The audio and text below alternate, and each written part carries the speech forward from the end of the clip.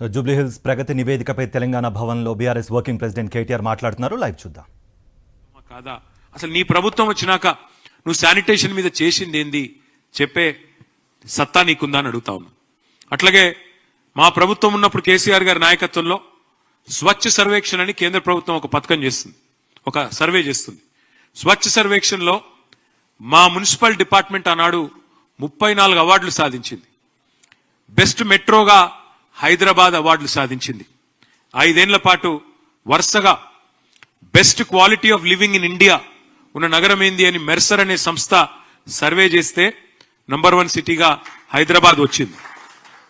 ఈ అన్ని విషయాల్లో చర్చకు నువ్వు సిద్ధమా నేను అడుగుతా ఉన్నా.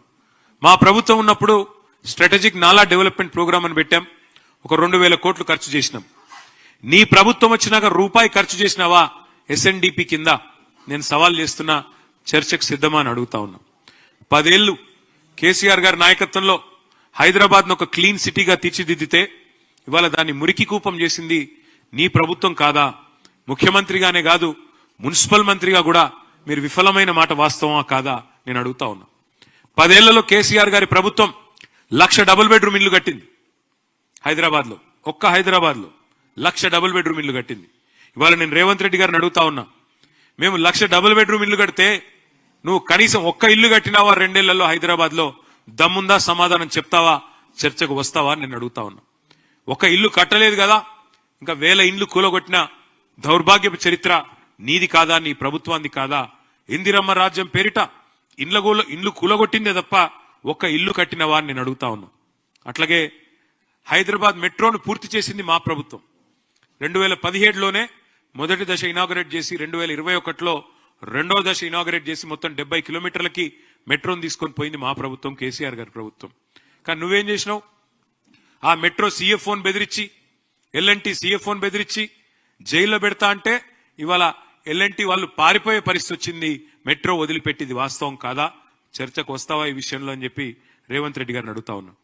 ఒకనాడు కాంగ్రెస్ ప్రభుత్వం ఉన్నప్పుడు పవర్ హాలిడేలు పారిశ్రామికవేత్తలకు, వారానికి 2 నుంచి 3 రోజులు పవర్ హాలిడేలు. ఆ పరిస్థితి తీసేసి 24 గంటలు నాణ్యమైన కరెంట్ ఇచ్చింది కేసీఆర్ గారి ప్రభుత్వం. మొత్తం ఒక హైదరాబాద్ లోనే కాదు, రాష్ట్రంలోని అన్ని పట్టణాలు హైదరాబాద్ తో సహా అన్ని పల్లెలు ఎల్ఈడి దీపాలు పెట్టి, లక్షలాది ఎల్ఈడి లైట్లు పెట్టి మొత్తం తెలంగాణని దేదీప్యమానం చేసింది మా ప్రభుత్వమా కాదా? ఈ విషయంలో చర్చకు వస్తావా? ఈ 2 ఏళ్లలో నీ ప్రభుత్వం ఒక్క ఎల్ఈడి లైట్ అన్న ఎక్కడన్నా పెట్టిందా? చర్చకు వస్తావా రేవంత్ రెడ్డి అని నేను అడుగుతా ఉన్నా. ఆనాడు కరెంటు కోతలతో, జనరేటర్లతో, ఇన్వర్టర్లతో, కరెంటు కోతలతో ప్రజల బతుకుని అతలాకుతలం చేసింది నీ కాంగ్రెస్ పార్టీ. ఎవరి హయాంలో విద్యుత్ వెలుగులు కొనసాగినాయో, ఎవరి హయాంలో విద్యుత్ కోతలు, కరెంటు కష్టాలతో ఇబ్బంది పడ్డారో ఈ విషయంలో చర్చకు వస్తావా అని నేను అడుగుతా ఉన్నా. ఆనాడు కేసీఆర్ గారి ప్రభుత్వంలో కాంక్రీట్ జంగల్ గా మారిన హైదరాబాద్ లో 108 అర్బన్ లంగ్ స్పేస్లు, కొత్త అర్బన్ పార్కులు ఏర్పాటు చేసింది మా ప్రభుత్వం. ఇలా నీ ప్రభుత్వం వచ్చినాక కొత్తది ఒకటన్నా కట్టినావా? కొత్తది ఒక్క పార్క్ అన్న కట్టినావా నేను అడుగుతా ఉన్నా. అట్లాగే green city of the world, tree city of the world గా హైదరాబాద్ అవార్డులు అందుకున్నది కేసీఆర్ గారి నాయకత్వంలో. హైదరాబాద్ నగరం లోపల, ఓఆర్ఆర్ లోపల 147% గ్రీన్ కవర్ పెంచింది కేసీఆర్ ప్రభుత్వం. ప్రతి మున్సిపాలిటీలో ఒకటి కాదు, పలు నర్సరీలు పెట్టి, ప్రతి గ్రామంలో నర్సరీలు పెట్టి భారతదేశంలోనే అత్యధికంగా 16,000 నర్సరీలు ఉన్న రాష్ట్రం తెలంగాణ. కేసీఆర్ గారి నాయకత్వంలో నీ ప్రభుత్వం వచ్చినాక ఒక్క నర్సరీ పెట్టినావా? కొత్తగా చర్చకు వస్తావా నేను అడుగుతా ఉన్నా.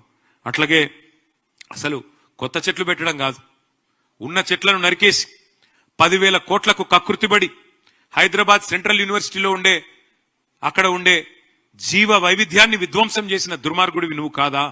హైదరాబాద్ సెంట్రల్ యూనివర్సిటీ విద్యార్థులు తిరగబడితే ఆఖరికి సుప్రీంకోర్టు చెప్పేదాకా నీకు బుద్ధిరాని మాట వాస్తవం కాదా రేవంత్ రెడ్డి అని నేను అడుగుతా ఉన్నా. ఐటీ ఎక్స్పోర్ట్లు మేము వచ్చినాడు 2014లో 57,000 కోట్లు, మేము దిగిపోయిన నాడు 2,41,000 కోట్లు. 3 లక్షలు ఉన్న ఉద్యోగాలను, ఐటీ ఉద్యోగాలని 9.5 లక్షలకు పెంచింది కేసీఆర్ గారి ప్రభుత్వం. 24,000 కొత్త కంపెనీలు తెచ్చాం, 24 లక్షల ఉద్యోగ అవకాశాలు సృష్టించాం. నువ్వెన్ని నిజమైన పెట్టుబడులు తెచ్చావో, నువ్వెన్ని పారిపోయేలాగా చేసినావో, నీ బాధ తట్టుకోలేక ఎంతమంది పారిశ్రామికవేత్తలు మీరు తలలకు తుపాకులు పెడుతుంటే పారిపోతున్నారో ఈ విషయంలో చర్చకు సిద్ధమా అని చెప్పి రేవంత్ రెడ్డిని నేను అడుగుతా ఉన్నా. కేసీఆర్ గారి నాయకత్వంలో ఇవాళ నువ్వు రోజు లేస్తే కూర్చుంటున్నా కమాండ్ కంట్రోల్ సెంటర్ కట్టి 10 లక్షల సీసీ కెమెరాలు పెట్టి హైదరాబాద్ లో one of the most safest cities గా తీర్చిదిద్దింది కేసీఆర్ గారి నాయకత్వం మా ప్రభుత్వంలో. మరి నువ్వు వచ్చిన తర్వాత ఇవాళ 41% క్రైమ్ రేటు సైబరాబాద్ లో పెరిగింది. హైదరాబాద్ కమిషనరేట్ పరిధిలో 60% పెరిగింది. నువ్వు వచ్చిన తర్వాత ఇవాళ డే లైట్ మర్డర్లు, డే లైట్ రాబరీలు, పారిశ్రామికవేత్తల తలకు తుపాకులు, ఇది అయిన మాట వాస్తవం కాదా? రైట్. తమ ప్రభుత్వ హయాంలో జరిగిన అభివృద్ధిపై చర్చకు మేం సిద్ధం, కాంగ్రెస్ సిద్ధమా అంటూ సవాల్ చేశారు బీఆర్ఎస్ వర్కింగ్ ప్రెసిడెంట్ కేటీఆర్. ఇప్పటివరకు ఆయన మాట్లాడిన లైవ్ చూసాం.